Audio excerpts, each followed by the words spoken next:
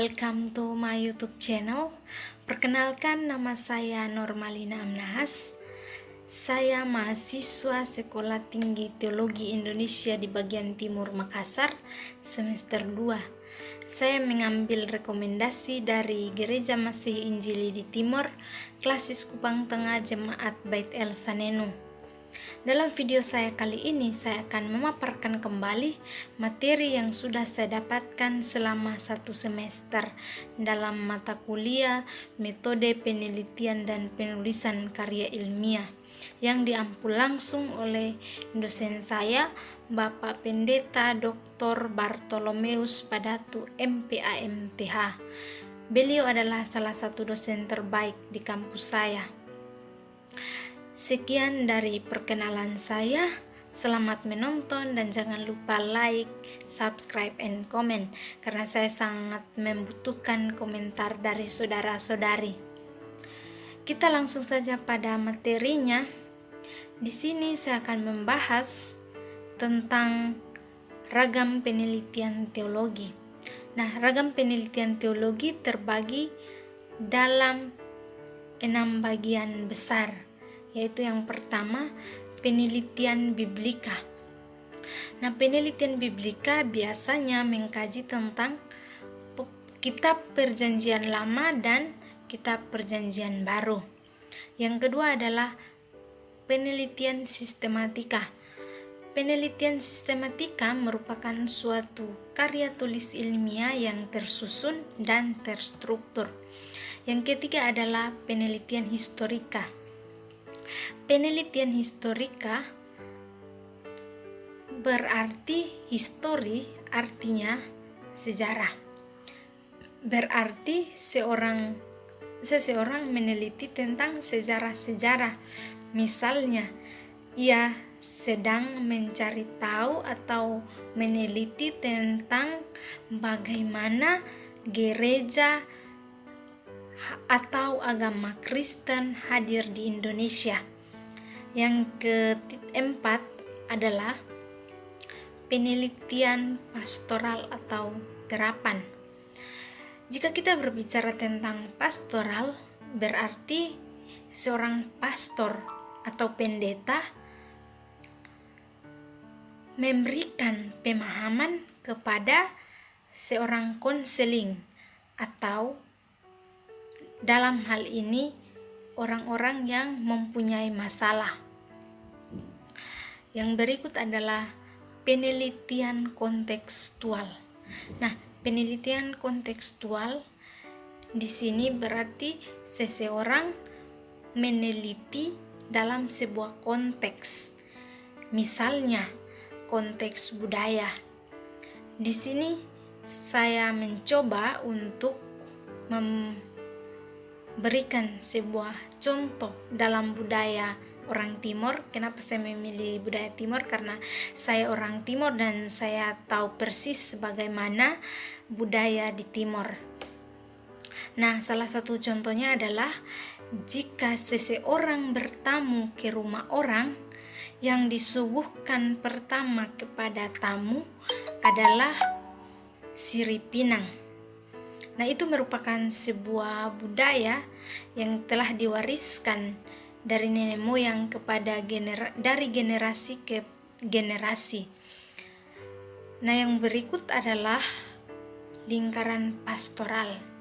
Nah, lingkaran pastoral berarti si peneliti meneliti dalam sebuah konteks. Jika kita berbicara tentang konteks, berarti si peneliti tidak boleh melenceng atau keluar dari konteks tersebut.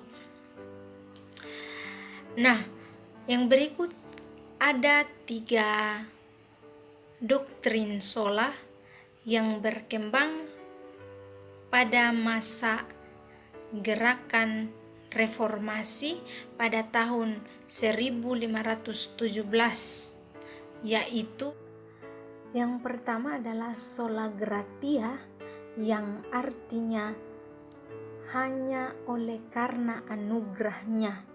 Nya di sini menunjukkan Tuhan Allah Dan yang kedua adalah sola fide, yang artinya hanya oleh karena iman manusia dapat diselamatkan. Dan yang ketiga adalah sola scriptura, yang artinya hanya oleh karena kitab suci. Nah, ada beberapa prinsip yang harus dilakukan oleh seorang peneliti, yaitu yang pertama, sampaikan yang benar adalah benar dan yang salah adalah salah. Lebih daripada itu adalah jahat. Yang kedua adalah sampaikan sesuatu sekalipun terbuka tidak disetujui, memicu perdebatan dan permusuhan. Yang ketiga adalah kerjakan penelitian seperti untuk Tuhan dan bukan untuk manusia. Dan yang keempat adalah bersukacitalah dalam melakukan penelitian.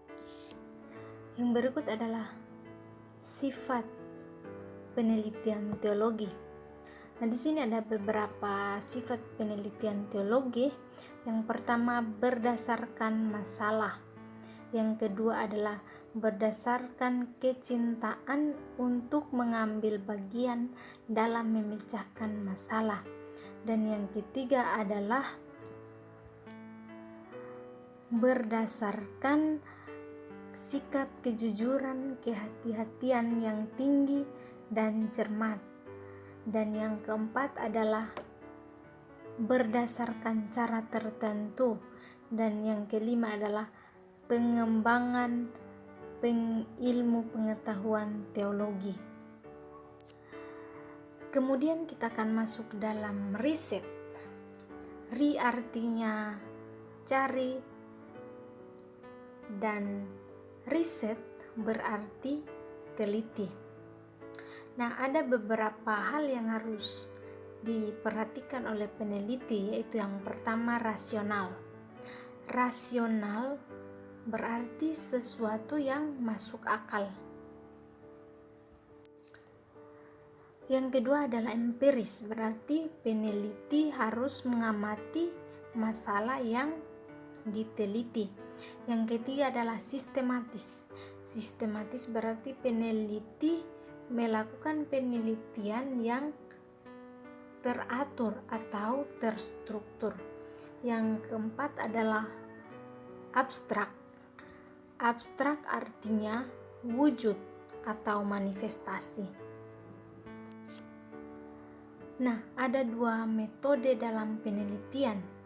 Ada 3 metode dalam penelitian. Yang pertama adalah metode kuantitatif, menekankan tentang pemahaman. Dan yang kedua adalah metode kualitatif, merupakan sebuah riset yang dideskripsikan. Dan yang ketiga adalah metode campuran. Metode campuran ini metode yang menyatukan atau kombinasi dari metode kuantitatif dan juga kualitatif. Nah, sekarang kita akan masuk dalam paradigma dan penulisan penelitian teologi. Yang pertama adalah secara prinsip penelitian teologi dan non-teologi tidak banyak berbeda. Yang kedua adalah pemisahan paradigma teologi dan non-teologi tidak lagi relevan. Yang berikut, penelitian dengan paradigma, metodologi teologi dan non-teologi harus saling memberi dukungan, yang pada akhirnya paradigma dan metodologi adalah bagian yang tidak terpisahkan. Sekarang kita akan masuk dalam gap penelitian. Kepanjangan dari gap adalah Gay and Proud. Gap adalah teori tidak sama dengan fenomena atau kenyataan. Nah, gap merupakan salah satu faktor pendorong bagi seseorang untuk melakukan penelitian. Nah, ada 3 bagian dalam gap, yaitu yang pertama, kesenjangan antara apa yang diharapkan dengan kenyataan. Yang kedua adalah kesenjangan antara hasil penelitian yang satu dengan penelitian yang lain. Yang ketiga adalah kesenjangan antara teori yang satu dengan teori yang lain. Nah, itu adalah gap penelitian. Yang berikut adalah tahapan penelitian. Tahapan penelitian yang pertama adalah temukan isu atau topik yang akan diteliti. Yang kedua adalah deskripsikan atau narasikan masalah yang akan diteliti. Yang ketiga adalah prinsipnya tunjukkan apa masalahnya dan mengapa masalah perlu penting untuk diteliti. Yang keempat adalah tunjukkan gap atau masalahnya. Sekarang kita akan masuk dalam pertanyaan penelitian. Nah, pertanyaan penelitian terdiri dari unsur 5W tambah 1H, yakni what yang artinya apa, when yang artinya kapan, why yang artinya mengapa, who artinya siapa, dan where yang artinya di mana, how artinya bagaimana.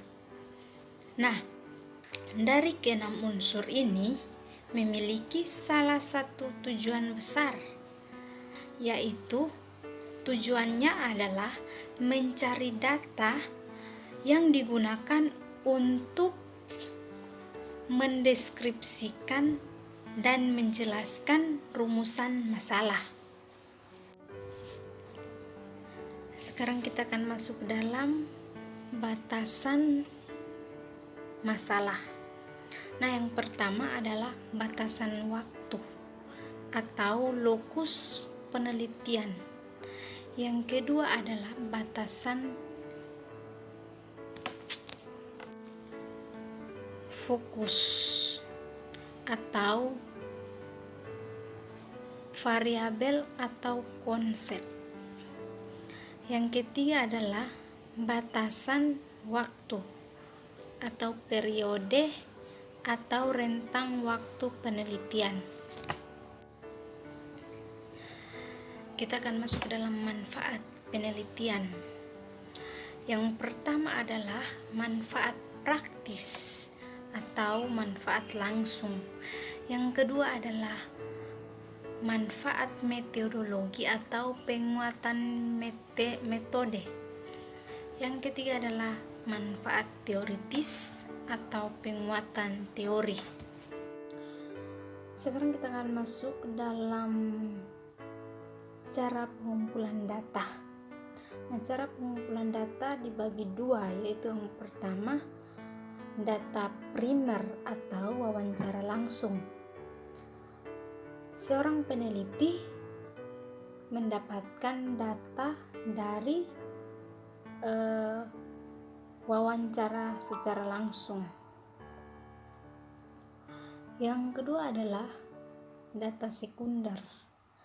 Data sekunder atau dokumen atau teks. Nah, seorang peneliti mendapatkan data dari dokumen. Misalnya seorang meneliti tentang sejarah, berarti secara otomatis datanya didapat dari dokumen. Ya, sekarang kita akan masuk dalam kesimpulan. Kesimpulannya adalah fakta faktor yang mendorong seseorang untuk melakukan penelitian adalah gap. Nah, gap adalah teori yang tidak sama dengan fenomena atau kenyataan. Nah, jika seseorang ingin melakukan penelitian, di dalamnya timbul pertanyaan-pertanyaan.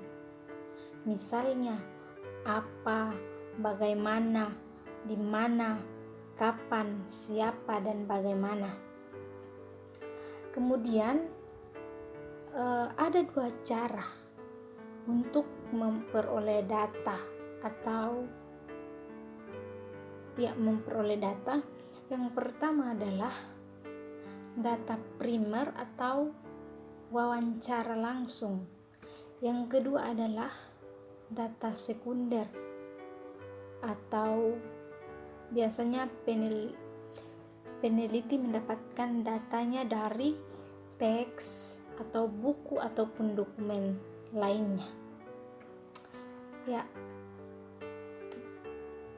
inilah yang dapat saya bagikan bagi kita semua, dan kiranya bermanfaat, dan shalom, sampai berjumpa lagi di lain waktu.